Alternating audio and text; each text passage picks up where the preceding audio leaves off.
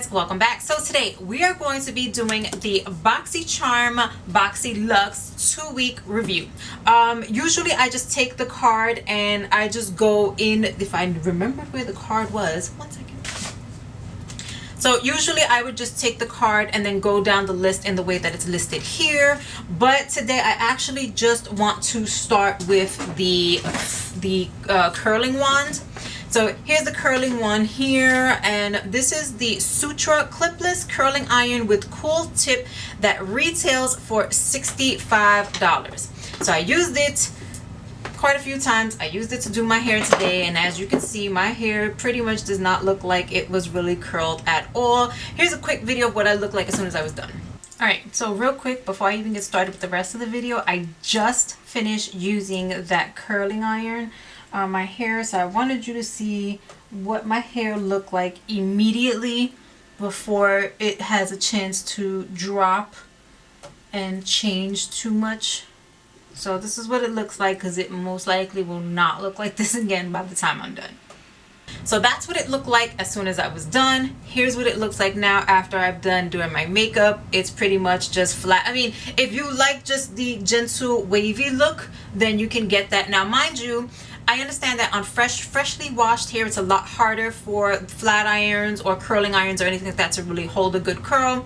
I've tried it both after freshly washed hair. This is like 3-day-old, maybe even 4-day-old hair at this point. I have some dry shampoo products and stuff, and I did spray a little hairspray when I was done. It still falls flat for me. It doesn't really hold the curl very well for me. What is happening here? $65. All you get is a on-off switch. There is no indicator light. That's something I wish it had, because I have a cheaper $30 flat iron that does that, and it has the indicator light, so you would know if it's on. If it's just sitting there, someone would be aware that it was heated up. There is a cool safety tip on this. The problem is that it's a curling wand. When you're using a curling wand, you're wrapping your hair around, you're supposed to hold it. I'm not exactly sure what the safety tip is for, because you wouldn't be using this. So it's there, but it doesn't really do anything. It does have a swivel handle, which kind of helps. $65, absolutely not. You can definitely get cheaper in any drugstore. It just doesn't do anything amazing for me. It's just way overpriced for what it is. And again, you don't get any heat selections, you don't get an indicator light. But yeah, this is definitely just not $65. I definitely, if I were buying something on my own, would just go straight to the drugstore and wouldn't even bother with that. Alright, so moving on from there, we have the Dr. Brandt's Hydrobiotic Recovery Sleeping Mask. Let me take it out of here for you. They say that this is for $52. It retails for, what is happening? What are we doing? No. They say that it retails for $52. Now I actually like this. And if you've been here before and you've watched my reviews before, you have seen that I'm not the biggest fan of the Dr. Brandt products, because I've never found one that I thought really did anything good, let alone great, to warrant the price tag. So I actually do like this. And to give this the absolute best shot at working for me, I did use it along with the cleanser that we got in a subscription a month or so back. So I wanted to really give it its best chance. Usually when products are in a line like that together, they work best together, or at least that's what this stores tell us. So I did use it together. I do like this. However, for $52, no, because it did work. It made my skin feel really good. It did hydrate. The next morning I would still feel supple, hydrated skin, but I have drugstore products that do that.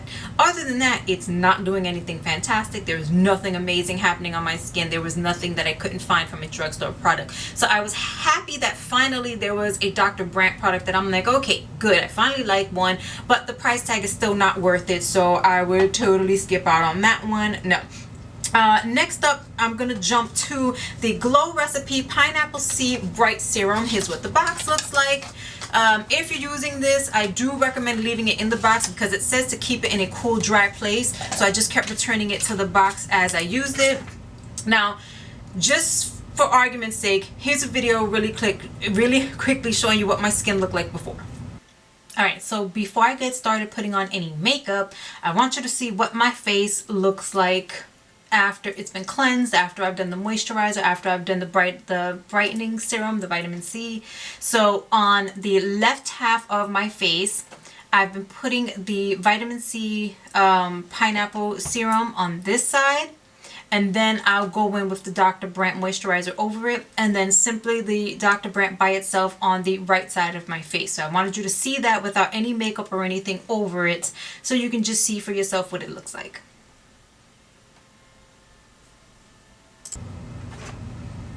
Okay, so you saw me just explain that I would only use the brightening serum on the left half of my face, and then I would not put any on the right half, because I wanted to see if there was a difference, especially since I was also trying out the sleeping mask at the same time. I just wanted to know if there was anything that the brightening serum was doing, because it says it's supposed to give you that glass skin look. I'm not particularly a person who is, you know, looking for the glass skin look, because quite frankly, you leave me anywhere in a room full of people and let me get the sweating and I'll be glassier than everybody there. So I'm not really too concerned about that.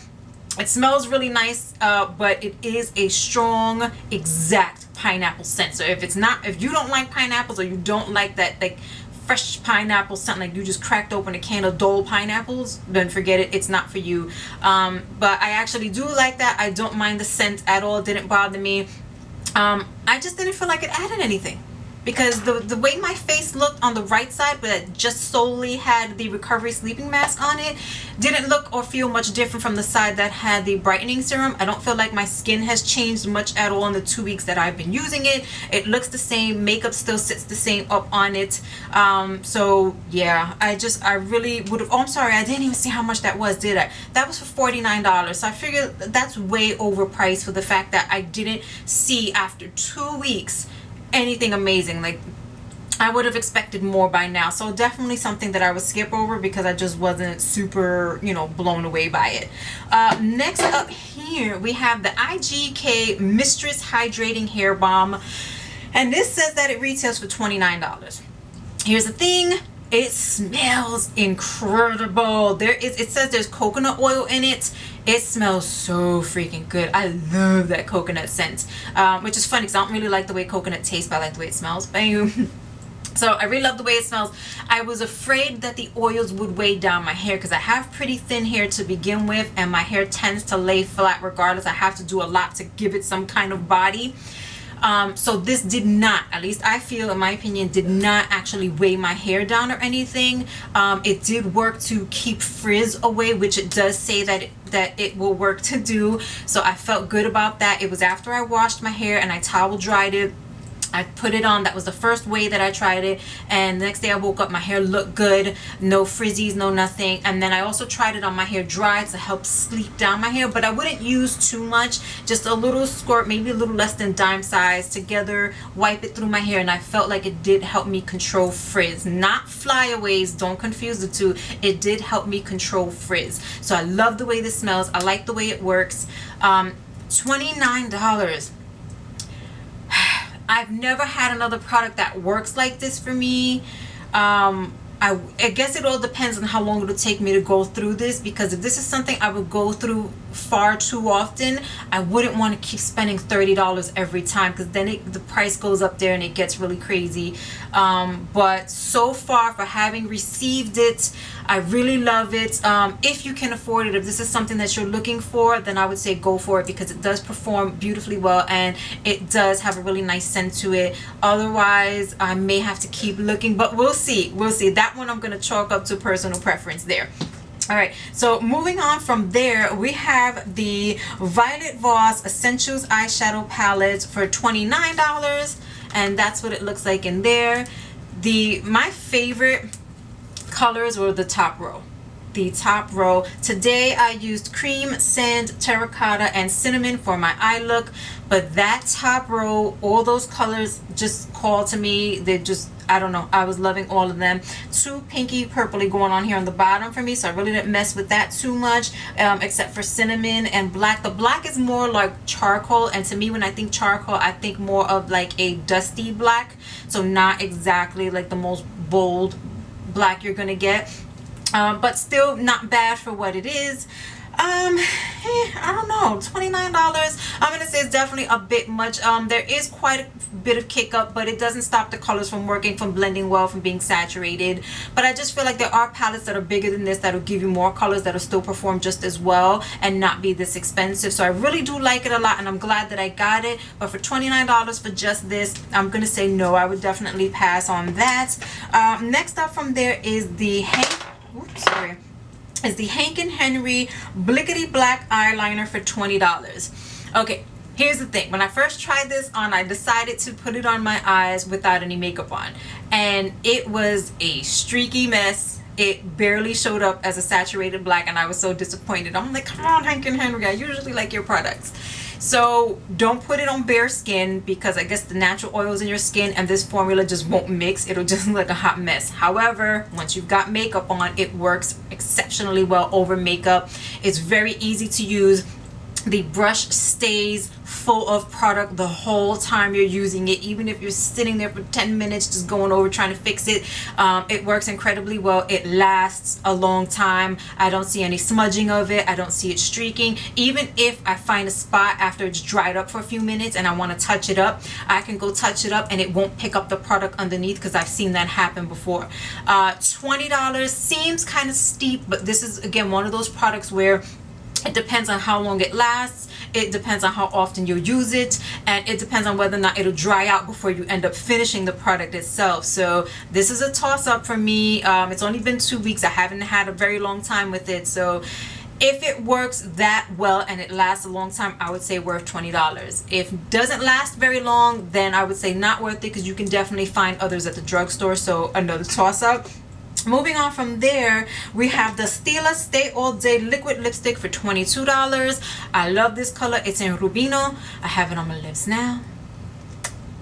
It's a very comfortable liquid lipstick formula. There are a lot of formulas. That are very drying on the lips. Like you put them on and you just kind of feel all the moisture sucked out of your lips and you can't wait to get it off. This is not one of those formulas. It's actually a very comfortable formula. It will last very, very long, as long as you're not eating anything oily or greasy. It's very comfortable. I find it to be comfortable, even because most liquid lipsticks I will put a chapstick under. I have worn this without anything under it. I don't even have anything under it today, and I feel like it still wears comfortably well. And even by the time I go to take it off, I don't feel like my lips are completely dried out. So I love this. I love the color. I'm so happy to have gotten this. Like, just instantly one of my favorites. For $22, I still feel like that's pretty steep, because there are a lot, and I mean a lot, of liquid lipsticks that I love that are cheaper than that, that still feel comfortable and work just as well. So that definitely comes down to preference. I would not spend the $22 on it. I would definitely stick to one of the other brands that I prefer that cost less. But if Stila is a brand for you that you like and that you can very comfortably afford, then go for it, because the formula and everything is perfect for this. Next up is the Tarte Park Avenue Princess palette for $45. I just love the palette itself. This freaking thing looks beautiful. It looks like straight up luxury. It smells like cocoa, which is amazing, and this is what it looks like inside. I never used the first two colors, which are Halo and Enhance.